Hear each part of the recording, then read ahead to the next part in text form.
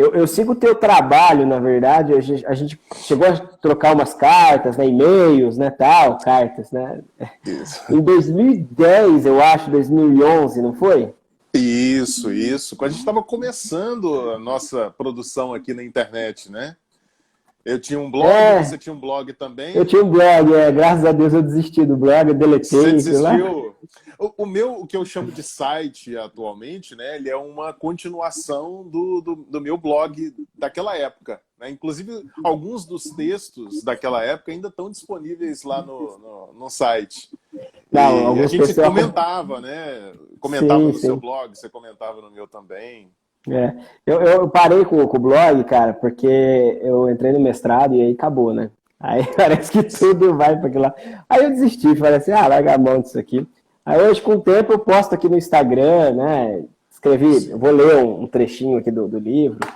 Né? Ótimo. Esse livro contém textos que você foi publicando aqui nas redes sociais, né? Cara, exatamente. É um livro, assim, manual, é um artesanato mesmo, né? Então, quase todo dia de manhã eu escrevia um texto no Instagram, né? E aí foram selecionados alguns textos, alguns temas, e o Eduardo Lucas Andrade, né? Cara genial também. Ele é editor lá da editora, eu nunca lembro o nome da editora dele, cara. Literatura em Cena 19, né? Literatura em Cena. Ele que é o editor-chefe, maravilhoso o trabalho dele. Ele falou, cara, vamos fazer. Ele me botou uma pressão, eu falei, faz aí você então.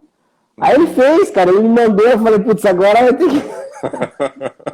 Agora já que tá tudo pronto, né? Agora vai, né? Vai. Isso daí, né?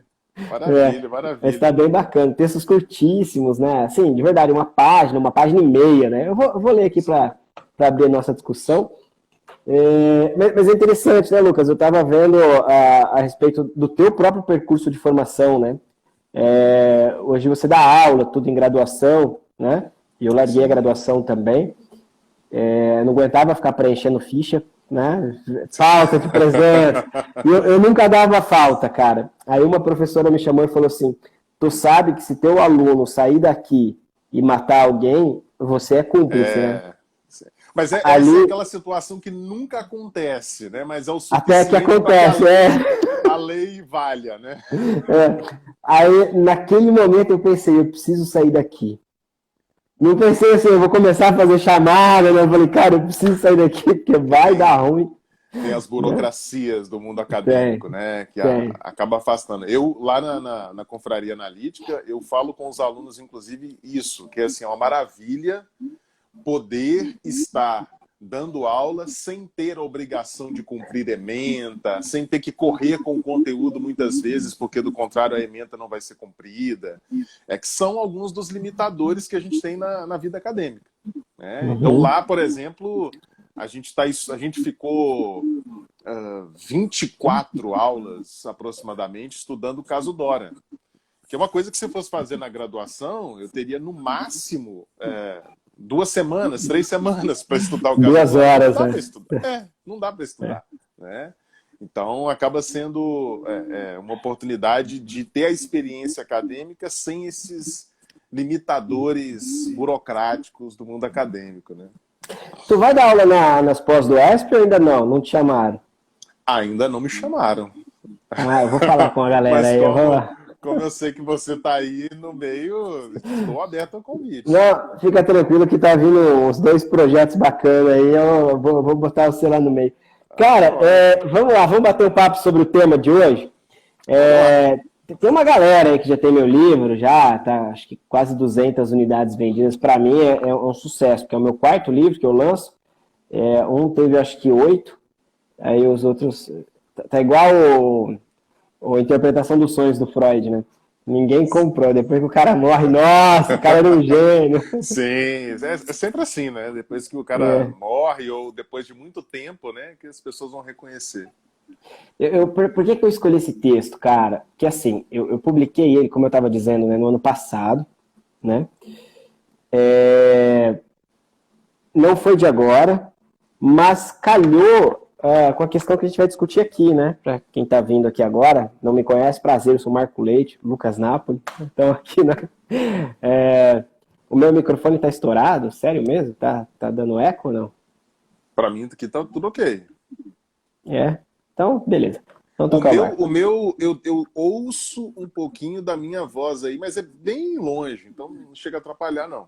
Para mim, pelo menos, não atrapalha. Eu tô em casa aqui, então daqui a pouco vai entrar minha filha, minha cachorra, minha gata vai passear por aqui, mas vamos lá, vamos do jeito que dá.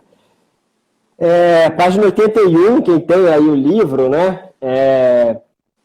Quem não tiver, depois quiser comprar, pode me procurar no direct lá, que a gente toca o barco, eu passo os dados. Psicanálise como mercadoria. A formação dos analistas e a degradação do ofício. Ontem, vi mais uma vez um curso que forma psicanalistas. Ontem, assim, tipo ano passado, lá no comecinho do ano passado. No site, a propaganda chega de sofrer como uma promessa que se poderia cumprir. Pergunto-me, sempre que vejo essas besteiras, se por acaso alguém já processou essas instituições por propaganda enganosa. É bacana isso, né, Lucas? Porque a galera coloca lá, chega de sofrer. Cara, eu já li bastante Freud, assim, nunca li inteiro, né? Nem pretendo também. Mas em um texto do Freud, Análise Terminável e Interminável, inclusive ele fala que a psicanálise não é vacina contra o sofrimento. Sim. Né? A vida é sofrimento. O Freud tem um texto chamado O Mal-Estar na Civilização. Como não há vida humana sem civilização, é praticamente o mal-estar na vida. Né?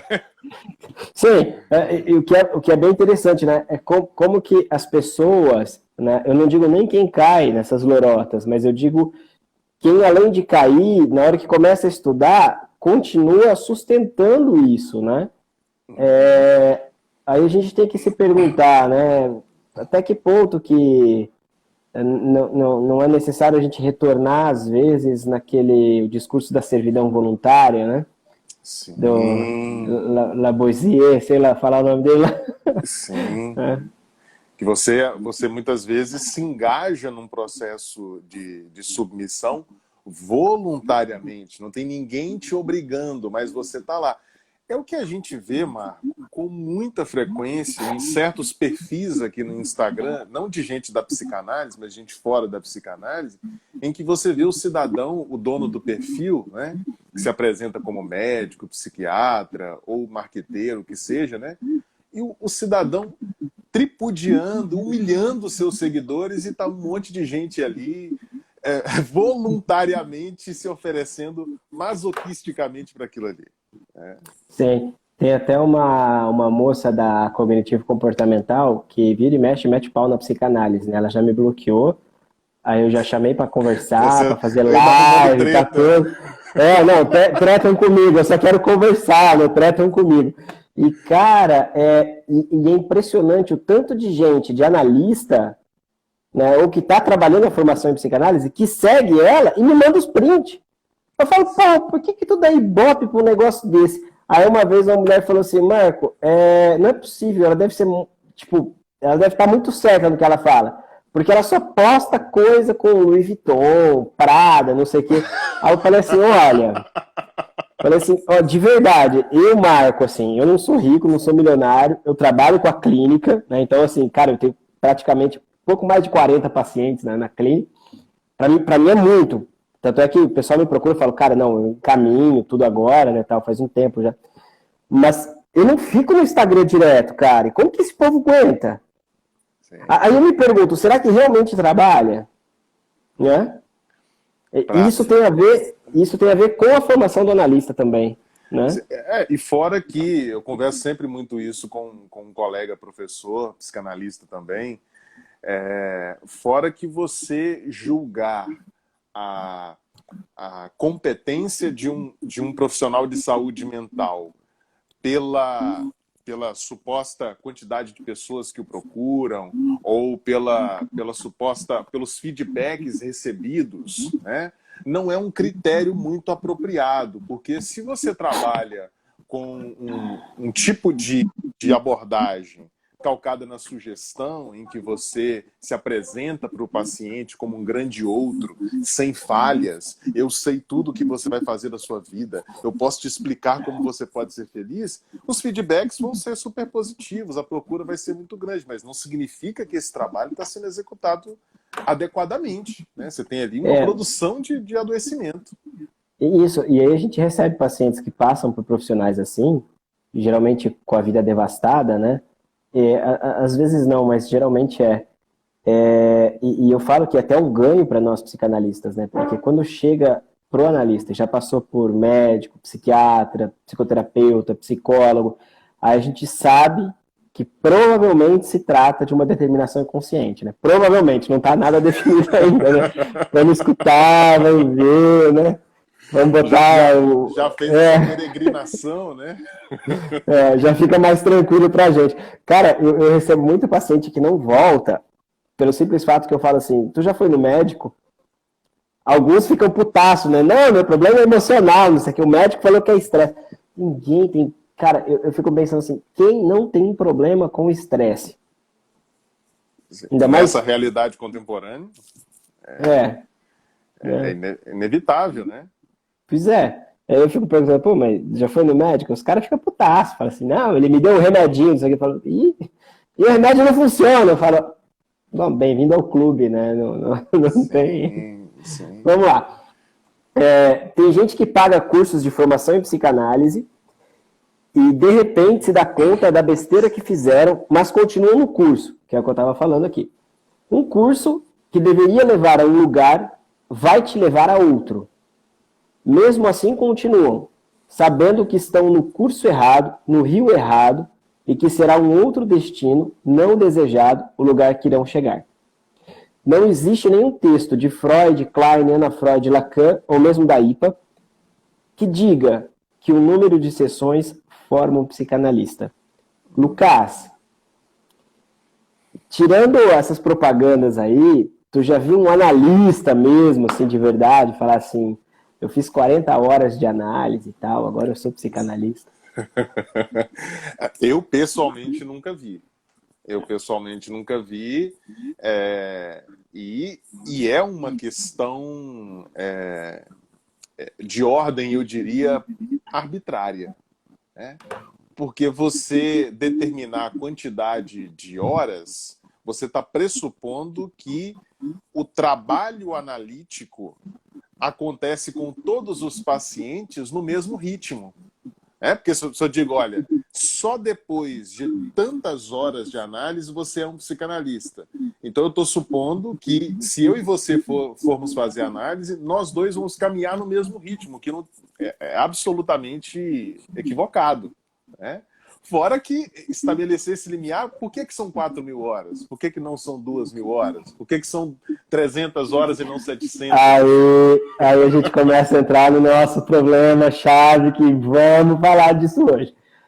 Por que nós temos uma crítica ferrenha? Veja, não estou defendendo a instituição, não estou defendendo esse modelo. Mas por que nós tivemos uma crítica ferrenha contra esse curso de graduação que foi lançado, sendo que nós sabemos já há muito tempo que existe analista tirando carteirinha, né?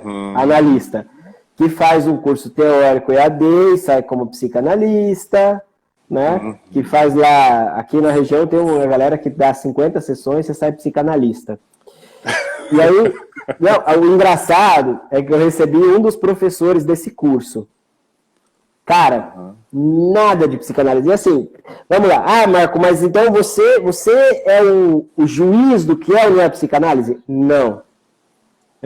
Mas a hora que o cara começa a misturar psicanálise com coach, com teologia e com hipnose, que é o que acontecia na instituição, a pergunta que eu sempre faço, no meu seminário esse ano eu vou trabalhar sobre isso no ESP, né? A pergunta que eu sempre faço é: como definir se uma pessoa precisa de análise, de coach, de médico ou de acupuntura previamente ao estabelecimento de uma transferência? Ou seja, se você não está desde o primeiro momento supondo não um sujeito, aí você está supondo uma outra coisa. Se você está supondo outra coisa, você não está no lugar de analista. Não dá para você, tipo, recebe um paciente, não, para esse aqui vai hipnose, para esse aqui não tem como. Sim. A gente faz o nosso trabalho a partir de determinados pressupostos que estão calcados no saber psicanalítico, né? Então, pode até acontecer, e eu acho que você já passou por essa experiência também, outro dia até escrevi um texto aqui no Instagram falando sobre isso, que psicanálise não é para todo mundo. Por quê? Há determinadas pessoas que veem a análise... Né? Tem aqui também. Se você fala sobre não isso... Não é o seu, mas tem. Pois é, porque há pessoas que vêm para a psicanálise com uma certa expectativa que ela não se cumprirá. E é claro que a gente pode, enquanto analistas, ajudar a pessoa a reformular essa expectativa, né? Isso acontece. Mas há pessoas para as quais isso não acontece. Então são pessoas que vão usufruir muito bem, eventualmente, de um processo de coaching, de uma terapia cognitivo-comportamental, mas ali na psicanálise elas não vão... ou elas próprias vão embora, ou o trabalho vai ficar ali sem render nada, né? Então, não necessariamente todo mundo vai suportar o que é a psicanálise. Suportar, por exemplo, uma pessoa que não vai responder para ela a demanda, né? Como é que eu faço para sair dessa depressão? Não faço a menor ideia de como é que você faz para sair dessa depressão. Vamos continuar conversando aqui. Para algumas pessoas isso vai ser insuportável. Agora, chegar com um profissional que tenha todas essas caixinhas, né? Todas as respostas, né? Isso, olha, como você não está suportando a psicanálise, então agora eu vou vestir a roupa de coach e vou tratar você como coach. Não faz o menor sentido, né? Então, e não faz, né? Porque essa é uma coisa que eu tenho trabalhado assim, com bastante cuidado e muito carinho também, né? Não faz sentido, porque se você intervém como coach, ou como hipnólogo, ou como cognitivo comportamental, você já está supondo, né, que o problema é tratável por essa ordem. Né? E é justamente o analista, né, cada vez mais eu tenho essa certeza, está no lugar de supor justamente o contrário. Porra, o cara já deve ter tentado de tudo. Né? E não deu certo. Então, o que eu faço? Que nem você falou, o que eu faço para curar a depressão? Boa pergunta. Se eu soubesse, juro que se eu soubesse eu te falava, porque eu quero ver meus pacientes bem, né? Não é? Sim. Ele tentou tudo, né? A única coisa que ele não tentou ainda, talvez, tenha sido escutar a si mesmo, escutar o que ele tem a dizer, prestar atenção naquilo que não faz muito sentido na vida dele, que não se encaixa muito bem. Talvez tenha sido essa a única coisa que ele não fez. E é para isso que a gente está ali.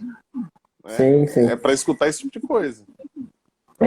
E assim, pessoal, antes que comece aqui as coisas, né? Veja, eu acho que o Lucas falou uma coisa muito importante aqui, né? Às vezes a pessoa vai para o coach, vai para comportamental, e ok, eu acho que a gente tem que parar um pouco com esse ranço. Veja, eu vou falar uma coisa aqui, pode ser meio esquisita, mas daqui 10 anos a gente volta a falar sobre isso. Muito provavelmente, daqui uns 10, 15 anos, vocês vão estar atendendo pacientes que também estão passando por sessões de coach ou de cognitivo comportamental. Por quê? Porque o problema, o método e o objetivo que cada uma dessas práticas tem são distintos. Né? Exato. O analista pode, inclusive, trabalhar para que a pessoa, né, no seu processo de desenvolvimento, na carreira, ou sei lá o quê, o Dunker fez um vídeo desse, eu achei bem bacana, né, possa avançar no desenvolvimento da sua carreira. Né? Então, eu acho que não dizer que uma coisa é melhor que a outra, mas que bom, a gente sabe hoje com as pesquisas, né, tem um artigo meu sobre isso, tem várias pesquisas que apontam que os efeitos da psicanálise para transtornos mentais são mais... você até falou isso esses dias, né, acho que você fez um Reels ali, né, qualquer coisa assim, são mais eficazes e mais duradouros que outras práticas, ok. mas para coisas pontuais, às vezes não vale a pena a pessoa deitar no divã, fazer uma escavação, como diria o Freud, né? Uma arqueologia, um resgate arqueológico do seu sofrimento, da sua dor, jogar dinheiro e tempo fora. Né? Sim. Olha, para você ter uma ideia, eu atuo também como psicólogo numa universidade, a Universidade Federal de Juiz de Fora, que tem um campus aqui em Governador Valadares. E ali eu preciso conseguir atender individualmente os alunos e também passar determinadas orientações de natureza coletiva, né? Por exemplo, orientações sobre como lidar com a ansiedade. Na psicanálise a gente não tem isso. Quer dizer, como lidar com a ansiedade, né? Orientações práticas sobre como lidar com a ansiedade. A gente não vai encontrar isso na psicanálise. Mas a gente vai encontrar, por exemplo, na terapia cognitivo-comportamental. E eu não vejo absolutamente nenhum problema em passar essas orientações de natureza da terapia cognitivo-comportamental num contexto coletivo para pessoas que não vão ter a oportunidade de se deitar no divã, não vão ter oportunidade de um atendimento individual, mas que podem, por exemplo, pegar determinadas informações e operacionalmente na sua vida conseguir dar uma estabilizada em certos processos, conseguir levar à frente outros processos, conseguir passar numa disciplina da faculdade. Quer dizer, sim. Acho que a gente precisa ficar aberto a essas questões sem perder, e eu acho que com isso a gente acaba frisando a especificidade da psicanálise, né?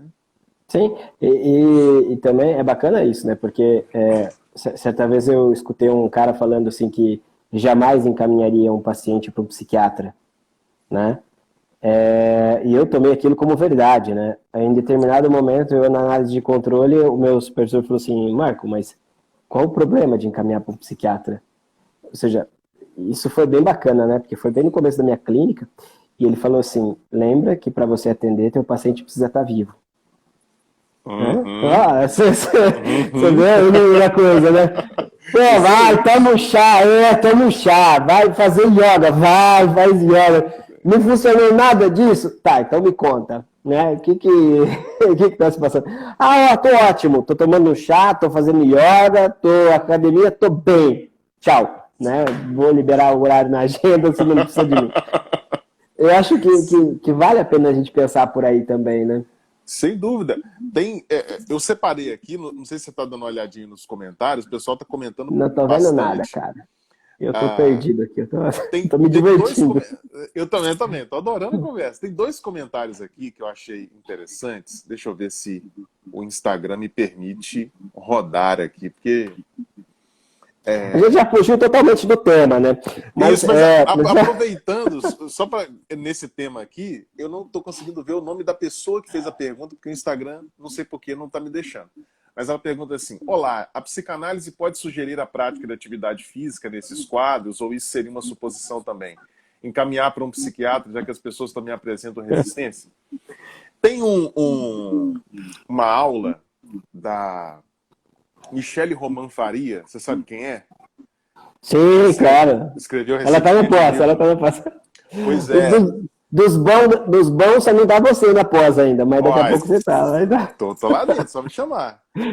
E a Michele, ela tá, nessa aula, ela tá falando sobre o grafo do desejo, do Lacan, e aí ela mostra ali a construção do grafo, né? E ela vai dizendo assim, olha, gente, esse eixo aqui, o Lacan chama de eixo da sugestão.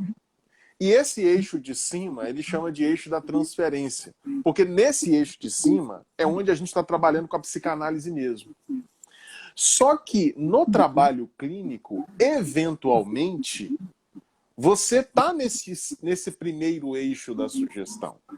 Quer dizer, de repente você está com um paciente deprimido que o cara não sai da cama. E eventualmente você chega para ele e fala, olha, que tal se a gente começar a fazer uma caminhada todo dia? Que tal começar a fazer uma caminhada? Isso não é psicanálise. Não é psicanálise fazer isso. Dar esse tipo de orientação não é psicanálise, mas não significa que o psicanalista não possa fazer. Eu gosto muito daquela afirmação do Winnicott. A gente faz psicanálise quando dá. Quando não dá, a gente pode ser um psicanalista fazendo outra coisa. Então, eu acho bacana você colocar isso, né? Porque eu já diria o contrário da Michelle, né? Eu acho que eventualmente a gente consegue fazer uma intervenção analítica. Porque normalmente, me fala, tá, né? Vamos, me conta. Cara, isso é sugestão. O Freud trabalhou o tempo inteiro. Tem uma aula que eu dou, cara, na pós, que eu falo muito disso, né? Tem um ranço na cultura entre os analistas, né? Que fala que o psicanalista não trabalha com a sugestão. Mentira. É mentira. O Freud escreve de cabo a rabo dizendo assim: a hora que você olha para o teu paciente, dá bom dia, não sei o que, é sugestão. A questão é a gente conseguir operacionalizar isso de tal forma em que uma análise possa se dar a despeito da sugestão, né? Exato. Por isso que eu falei, eventualmente aparece alguma coisa. Né? Show, concordo totalmente. Concordo totalmente. Eu acho que é isso mesmo. A gente pode até dizer, arriscando, Marco, que no final das contas, psicanálise, de fato, é uma coisa rara. Né? Sim, sim. Até se a gente for pensar, porque do ponto de vista do Lacan, por exemplo, né, interpretações como as kleinianas, em que você fecha a questão, né, isso aqui representa o seio, isso aqui representa o pênis, isso aqui representa eu. Esse tipo de interpretação o Lacan vai tomar como sugestão. Mas é o tipo de interpretação que o Freud fazia. A gente não pode esquecer disso. Lá no caso da Dora, no Homem dos Ratos, o Freud está o tempo todo explicando, né? Olha, isso aqui significa isso, papapá. A ideia de uma análise em que você tem esse outro esvaziado desse lugar de saber que vai determinar o que está de fato acontecendo com o paciente, essa contribuição quem trouxe foi o Lacan. Então, a ideia da interpretação que vai provocar, que não vai explicar. Né? Tem uma coisa bem legal. O Freud escreve uma carta para, se eu não me engano, para Fliess. Cara, tá no texto da editora Autêntica, se eu não me engano. Preciso pegar aquilo lá para ler de novo. O Freud escreve assim: fulano de tal tá indo muito bem. Tanto é que marcamos um jantar na minha casa para comemorarmos o fim do seu tratamento. Pô, cara, o Freud cagando no tranco aqui. Sai no barco, meu paciente. Nossa senhora, tá morto. É um absurdo, né? Um absurdo completo. Por isso que eu insisto nisso, né? E é uma coisa que eu tenho trabalhado bastante, o analista como função.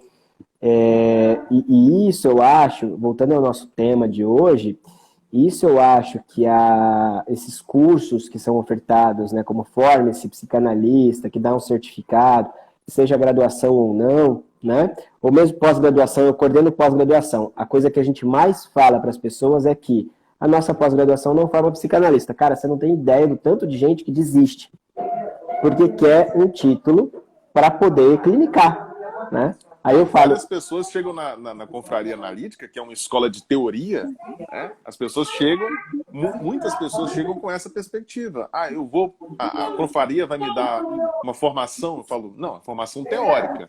Mas você tem que complementar a sua formação teórica com aquilo que de fato vai formar o analista, que é a análise. Que é a análise pessoal. Pois é. E eu acho que é aí que começa a morar o problema nesses cursos e também na graduação. Vou colocar cursos de uma forma geral, porque, veja, eu acredito que a graduação ou qualquer outro curso que pretenda formar psicanalista, qualquer outro curso, tá, gente? Passa por uma imposição de transferência no sentido de que você vai ter que se analisar com fulano ou com ciclano, né? Você vai ter que fazer supervisão com fulano ou com ciclano, você vai ter que cumprir determinadas regras institucionais. E aí tem um problema. Ou a gente começa a pensar que seria possível uma graduação em psicanálise na medida em que não formasse psicanalista, né, mas desse todo esse arcabouço teórico, que tivesse uma programática mínima, né? Freud mesmo dizia disso, né? Para não jogar fora o bebê com a água suja do balde, né? Justo. E fala assim, bom, tu quer ser psicanalista, não é a graduação que vai te formar, mas nós temos docentes selecionados, né, a dedo, escolhidos a dedo, que é o que acontece na nossa pós aqui do ESP, né? Os docentes são selecionados a dedo, com prática clínica de anos, de um monte de coisa. E ali você encontra, às vezes, um supervisor, ali você encontra um possível analista, ali você encontra, faz um laço, uma transferência, a partir daí você pode encaminhar uma análise.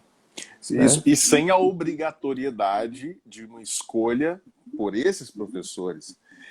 Cara, aqui na UFMG, Universidade Federal de Minas Gerais, tem um sistema que está muito em linha com o que você está falando, e que justamente eu acho que corrobora a ideia da gente não ficar escandalizado, né? Porque eu percebi assim que teve alguns colegas nossos que ficaram escandalizados, ficaram querendo vestir roupa de saco, né? Pano de saco. Meu Deus, a graduação em psicanálise.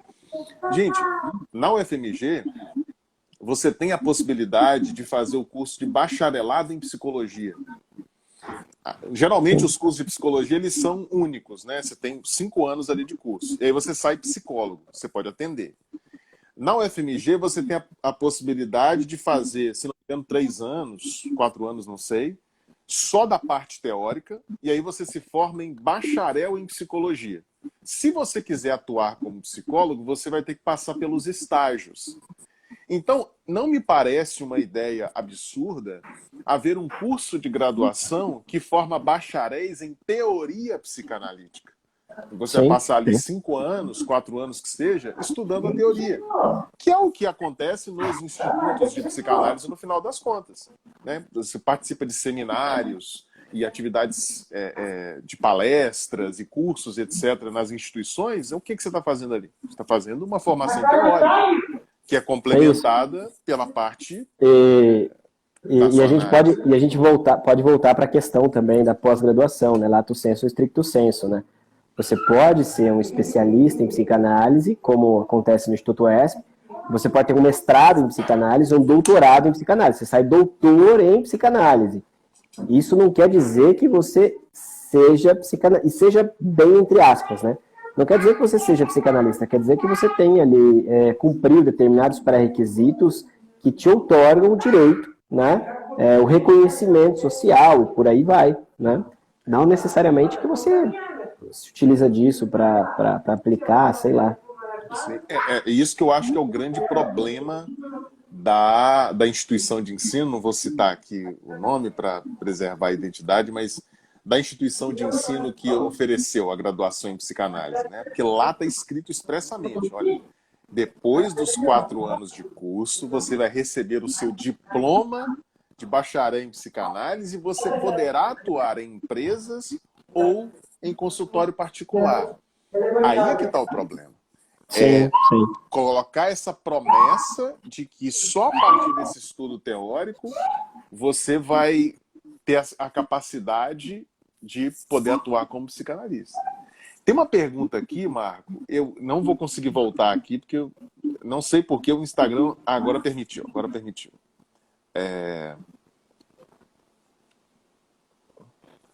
Permitiu peronomútil. Mas a pessoa vai saber aqui quem é. Mas a pessoa coloca assim, o problema é que a psicanálise fica muito solta. E isso acaba, então, fazendo com que existam várias instituições ou qualquer pessoa possa oferecer um curso. E aí ela pergunta para a gente o que a gente acha disso, né? Eu vou falar minha posição, queria escutar a sua também. Eu penso o seguinte, esse é um problema, esse é um ônus que a gente tem, mas que a gente não deveria querer eliminar. Por quê? Porque a alternativa a isso seria uma regulamentação da psicanálise. Uma regulamentação estatal da psicanálise. E a partir do momento em que você regulamenta uma profissão, você passa a ter diretrizes curriculares nacionais, como é o caso da psicologia. Quer dizer, eu não posso abrir um curso de psicologia do jeito que eu quiser. Eu tenho que obedecer às DCNs lá do MEC. Se houver uma regulamentação da psicanálise, é isso que vai acontecer. A gente vai ter essas diretrizes. E aí passa a ser um samba do crioulo doido, porque como é que essas DCNs vão ser definidas? a partir da abordagem lacaniana, a partir da abordagem winnicottiana, ferenciana, freudiana, do André Green, do Bion. Esse é um ponto prático mesmo, né? Porque, veja bem, você vai ter a grade curricular, você tem o programa, tudo, aí você quer estudar mais Lacan, se aprofundar mais Lacan, só que aí o teu supervisor ou o teu analista, eu trabalhei em universidade pública, e particular também, eu sei como funciona, né? É mais ou menos assim, ó, fulano tem 20 horas. Porque o Estado tá pouco se fudendo pro profissional, né, pro professor. Então, fulano tem 20 horas, você tem lá 80 alunos, os que chegarem primeiro, né? Eu até brincava, falava assim, gente, ó, tem faca na cozinha, se virem, né? Os 20 que sobreviver, tipo jogos mortais, assim, né? Mas é mais ou menos por aí, cara. Tá, e o resto? Né? Então, eu acho que você é obrigado a fazer análise com alguém que você não tem transferência, que você não quer, que você não gosta do trabalho, que você não respeita, que você não admira, ou seja, isso vai dar muito errado. Sim. Então, é por isso que eu acho que, assim, fica solto, fica. Às vezes, algumas pessoas chegam para mim e falam assim, ô Lucas, eu preciso de diploma para ser psicanalista? Eu falo, não. Então, o que eu preciso? Eu falo, olha, a psicanálise não é uma profissão regulamentada pelo Estado. Então, a rigor, no limite, qualquer pessoa, sem escolaridade que seja, ela pode fazer uma plaquinha, colocar psicanalista, alugar um consultório e começar a atender. Ela pode fazer isso. Ah, Lucas, mas isso não é perigoso? Isso não é ruim? Mas qual que é a alternativa que a gente tem? Eu gosto de comparar a relação entre a Igreja Católica e a Reforma Protestante. Pessoas hoje em dia protestantes, né, olham e falam assim, nossa, como é que aquela pessoa pegou a Bíblia e conseguiu montar uma teologia completamente absurda a partir da Bíblia? Beleza, tá errado, mas qual que é a alternativa? A alternativa é tirar a Bíblia da mão das pessoas para que só determinada casta possa apresentar a interpretação correta? Essa é a alternativa. No caso da psicanálise é a mesma coisa. Ou ela fica solta como e a gente vai discutindo, etc. Ou ela vai ser engessada num modelo universal, que me parece...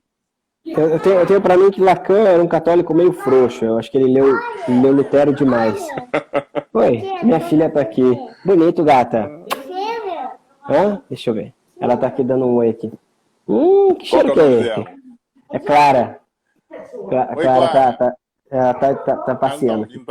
Mas eu acho que é mais ou menos essa vibe. Eu acho que o Lacan ele foi um católico frouxo demais, leu Lutero e aí falou assim, então tá bom, vamos lá, vamos abrir a escola. Que também não foi excomungado, né? Que nem fala aí na minha excomunhão, tá? O cara é muito dramático. Às vezes eu acho que eu e Lacan daria certo. Não, ele foi só calado, né? Queriam silenciar ele, colocar ele de escanteio e tal, né? Igual fizeram já com um monte de santo da Igreja Católica. Igual tentaram fazer com Lutero, inclusive, né? Falar, beleza, volta aqui, a gente conversa, mas você fica quietinho e tal. Então, eu acho que tem mais algo assim, na medida em que, e eu acho que isso aqui é bonito também, cara, quando a gente lê o ato de fundação do Lacan.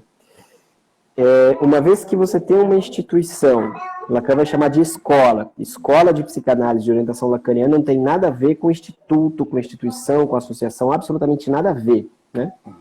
Na medida em que você tem uma instituição que forma analistas, né, nós temos que reconhecer necessariamente que o analista é efeito da instituição. E qual que foi a sacada do Lacan? Bom, então vamos fazer o seguinte, vamos fazer com que o analista seja também responsável pela instituição. Uhum. É mais ou menos assim, não existe analista que não esteja de maneira ativa operando na sua própria formação. Uhum. O que muda o esquema, né? Porque até então nós tínhamos uma instituição, a IPA, que ofertava formação. Né? Isso. Que é mais ou menos os moldes que a gente está vendo nas instituições hoje. Claro que tem escolas sérias, né? Conheço várias. E o que o Lacan faz é o contrário. Ele fala assim, não, a formação do analista depende do analista. A escola depende do analista. Né?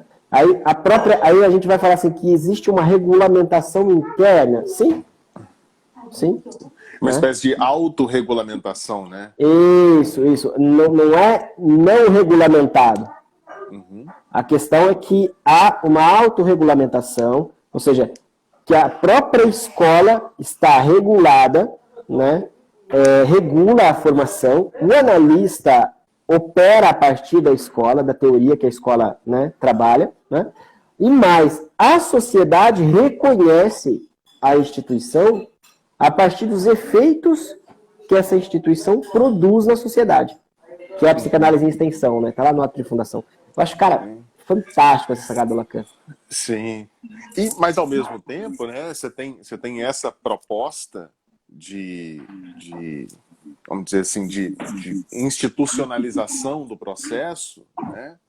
Mas isso não significa, e eu vi alguns colegas caindo nessa armadilha de falar isso, né? Isso não significa que você não possa ter uma formação, digamos, independente na psicanálise. Quer dizer, uma formação que não passe pela presença ou pela filiação a uma determinada instituição, né?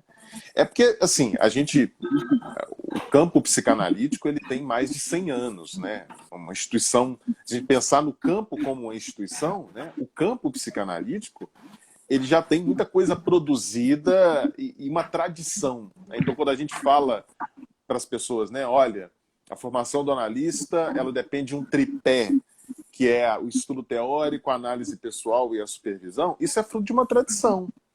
Porque Você sabe que eu tenho críticas ferrenhas ao modelo de tripé, né? Ah, é? Não fala aí. Depois eu conto.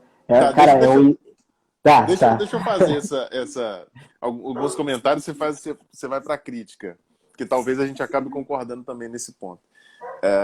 Numa carta de 1917, então a gente está falando de um período em que o Freud já tinha, a IPA já estava funcionando, a organização da psicanálise, a institucionalização da psicanálise já estava de vento em popa, 1917. O Grodek, que é um autor que é muito caro para mim, que era um médico que acabou meio que fazendo um procedimento lá bem parecido com o que o Freud fazia, e o Freud acabou ganhando a fama porque publicou antes, e na ciência funciona assim, né? O Grodek mandou a carta para Freud e falou assim, Freud, beleza, eu fiquei com inveja de você, admito, mas aí, me fala o seguinte, eu faço isso, isso e isso. Eu sou um psicanalista, Freud? E o Freud responde para ele. O Freud não responde assim, não, Grodek, você tem que vir fazer a formação aqui na IPA. O Freud não responde assim, ele responde, Grodek, qualquer profissional, qualquer médico naquela época, né? Qualquer médico que trabalhe reconhecendo o fenômeno da resistência e o fenômeno da transferência, esse cara pode se intitular psicanalista. E a análise pessoal, que nós colocamos hoje como uma condição, e de fato é uma condição necessária, né? Assim, é indiscutível que a análise pessoal é uma condição necessária, ela não foi proposta pelo Freud como condição. Ela foi proposta pelo Ferenczi. Isso que eu ia falar, o Ferenczi. O Freud não fez essa exigência, né? Então, tanto é que os textos técnicos dele são recomendações aos médicos que exercem a psicanálise.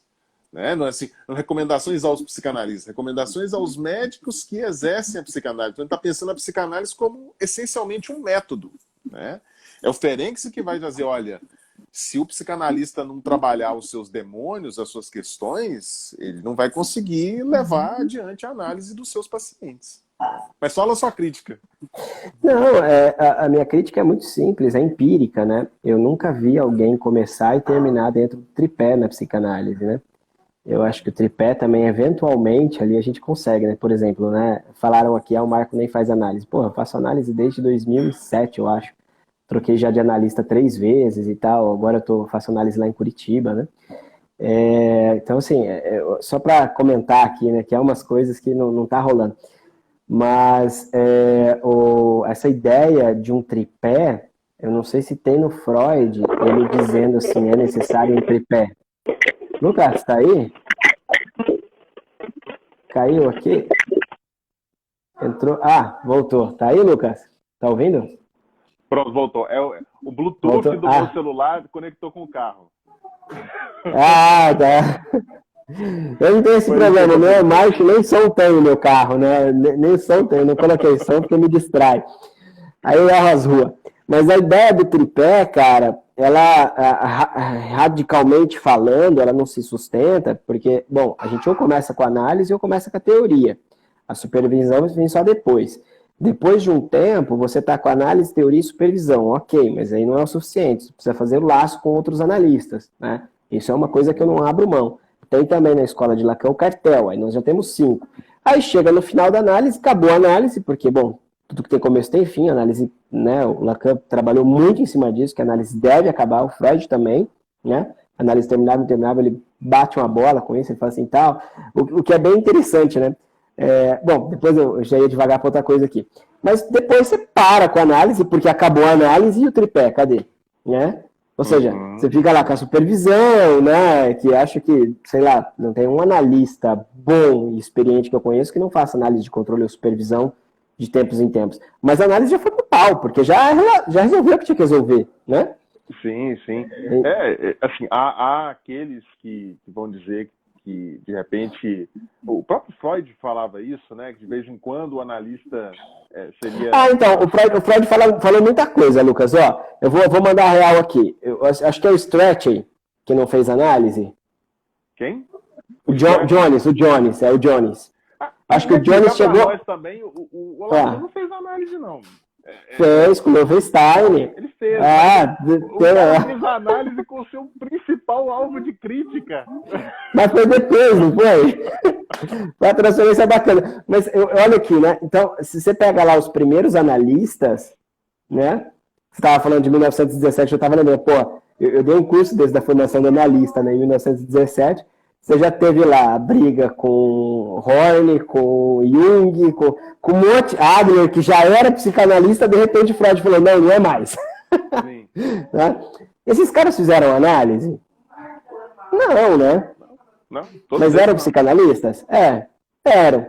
Daí a gente volta com a questão da história, né, da formação do analista, né? Que até 1930, mais ou menos, não tinha uma formação, né? Institucionalizada, padronizada. Isso, que é aquilo que hoje a gente rediscute, né? Uhum. Que é isso. Bom, uma regulamentação da psicanálise. Tá, até Lacan sair da IPA, e não foi só Lacan, isso tem que ficar muito claro, historicamente falando, foram mais de 40 analistas que saíram com ele, né? Muita gente estava descontente, Reiki, que era o amiguinho do Freud, também estava descontente. Ferenczi fazia críticas duríssimas ao modelo de formação da IPA, né? Então não era só o Lacan, não. Isso aí é papo furado. Mas, veja bem, em 1930, né, até 64, era só a IPA que formava analistas. Depois, com o Lacan, quando ele funda a escola, porque ele falou, cara, psicanalista sozinho também não dá para... Como que eu acho que essa talvez tenha sido uma das grandes perguntas do ensino de Lacan, né? Como é que eu posso dizer, não é nem se há ou não há analista, mas se houve ou não houve análise? Sim. Sim. E deixa eu ver se o meu áudio continua baixo, o pessoal poderia me dar um feedback. Para mim tá ótimo. Para mim tá ótimo. Porque parece que na hora da interferência meu áudio voltou baixo, mas eu acho que agora voltou ao normal. Mas veja, né?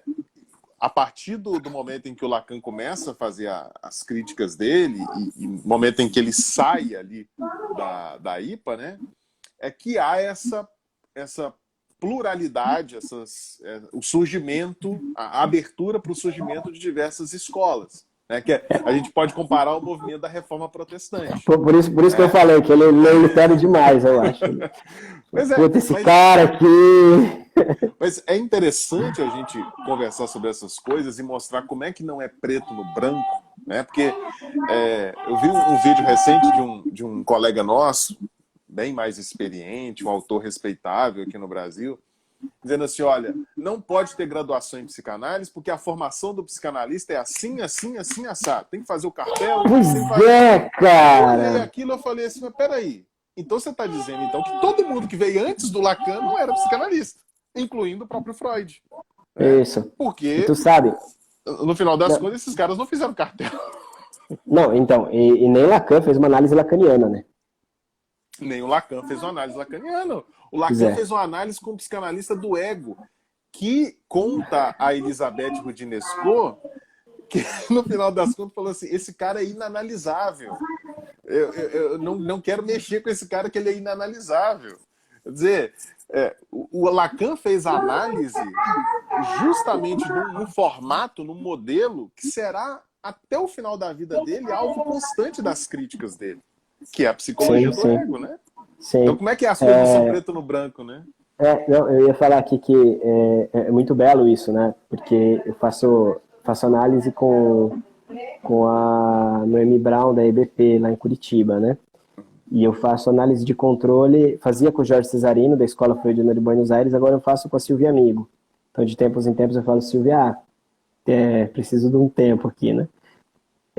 Então, é bacana você ver essa pluralidade, né? Hoje, faço cartel com o pessoal da EBP também, mas tenho muito contato com o Daniel Mar Pérez, que não é da Unicamp, né? Ele é de tudo, mas não é de lugar nenhum também. Né? O Alexandre Starnino, o Josiane Orvatich, a gente tem trocas maravilhosas, assim, né? Eu acho que eu vou usar um termo aqui de um conterrâneo teu aí, não é de governador, mas é de Minas, essa capilaridade, né, que é a psicanálise.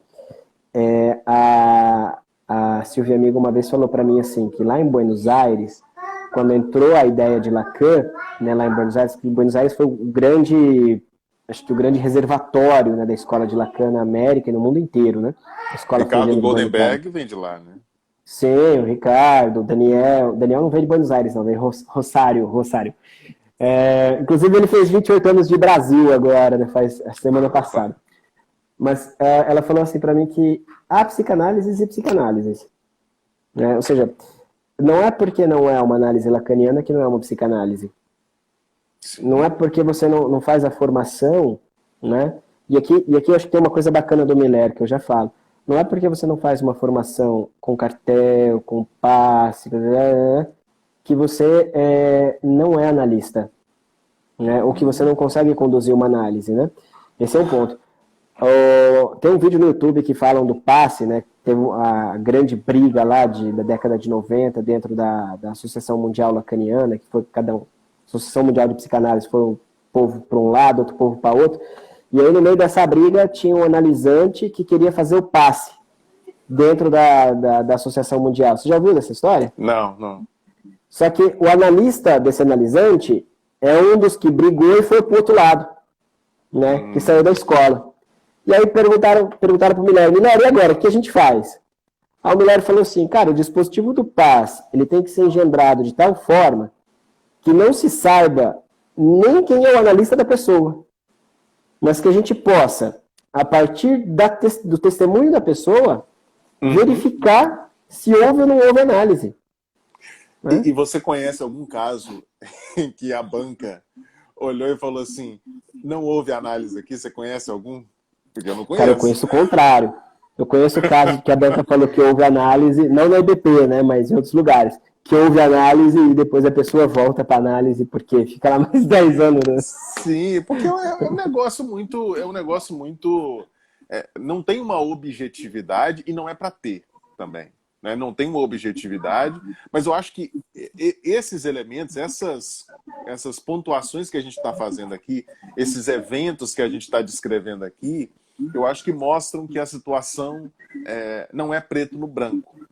Então, por isso que eu até conversei em off com alguns colegas, até de fora da psicanálise, quando surgiu esse negócio, eu comecei a ver as reações da nossa comunidade, né? A isso eu falei, peraí, a crítica à ideia da graduação, ela está sendo baseada no pressuposto de que existe uma formação padrão em psicanálise. Isso não existe. Isso não existe. Existe lá na IPA. Existe para pessoal que das sociedades filiadas aí, não estão nem aí com essa discussão, porque para eles, psicanalista é quem faz aquela formação ali. Né? Então... Eu penso muito nisso, assim, né? Freud recomenda isso, a análise terminável e interminável, ele fala assim, né? Onde o pobre coitado vai alcançar os pré-requisitos necessários para o exercício dessa profissão. E ele fala exatamente isso, na análise pessoal. Né? Na análise pessoal. E o Lacan retoma isso em um determinado momento do texto dele. Cara, se eu não me engano, a situação da psicanálise é a formação do analista em 56, se eu não me engano. Onde ele vai dizer que o analista, e essa é uma coisa muito importante, muito séria, ele não sabe, mas ele é fruto da teoria analítica que o analista dele segue. Ou seja... Inevitavelmente, né? Nós somos efeito, né, mesmo sem saber, da condução do nosso analista. Então, se você... Por isso que eu falei, né, o Lacan não fez uma análise lacaniana, né? Ele não fez mesmo, não tinha como fazer. Porque todo o percurso de formalização que ele descreve, a mudança na posição subjetiva, os 4 discursos, no borromeano, criação do sintoma, eu acho que a sacada ali é muito mais abrir, né, para a possibilidade da gente formalizar aquilo que é geral, mas que pode produzir o particular, do que deixar uma coisa... engessado. Isso. Exato. Tem, inclusive, uma analista lacaniana, ela é conhecida, só que eu não vou me lembrar o nome dela. Não sei se foi a Sônia Vicente. A Sônia Vicente, que é lá da Bahia? Cara, não sei. Eu acho que é a Sônia Vicente. Eu estava participando de uma aula que ela deu para um grupo de estudos, que estuda Freud e Lacan. E ela estava dando aula, e ela fez uma intervenção, ela fez uma fala, que eu não sei se eu concordo, mas eu acho que ela cabe muito bem nessa discussão nossa. Ela disse o seguinte assim: gente, vocês não deveriam se apresentar como psicanalistas. Vocês não deveriam colocar no Instagram, nas redes sociais, no cartãozinho, na plaquinha do lado de fora do consultório, vocês não deveriam colocar psicanalistas. Sabe por quê? Porque, voltando naquele ponto que a gente estava falando anteriormente, a gente nem sempre faz psicanálise. Quase nunca a gente faz psicanálise. A gente faz psicoterapia, sugestão, um monte de outras coisas e, eventualmente, a gente consegue ocupar a posição do psicanalista. Então, não coloca psicanalista, não coloca psicanálise. Ou seja, eu sou alguém que pratica psicanálise, que tenta, pelo menos, praticá-la. Você mas sabe não necessariamente aquilo vai se concretizar. Tem o livro Os Discursos e a Cura, do Isidoro Veg, que tem, inclusive, um texto da Silvia Amigo. Eu trabalhei os 4 discursos com a Silvia Amigo esse ano passado inteiro, no grupo de supervisão aqui com o pessoal. E ela entrou, fez algumas entradas bem bacanas, né? E ali, né, nessa jogada dos 4 discursos, é bacana porque você consegue ver o analista como uma função que produz o efeito de rotação do discurso. E do jeito que produz, desaparece, né? Ou seja, e aí a pergunta é, há analista em todas as sessões? Óbvio que não. Né? Mas então o que há? Né? E aí a gente pode deixar isso para uma próxima live. O que tu acha, Lucas? Excelente. O que há na psicanálise para além da posição do psicanalista? A gente ocupa a posição do mestre, a gente está no discurso universitário? Eu creio que sim, só que com uma diferença. Nós estamos avisados disso.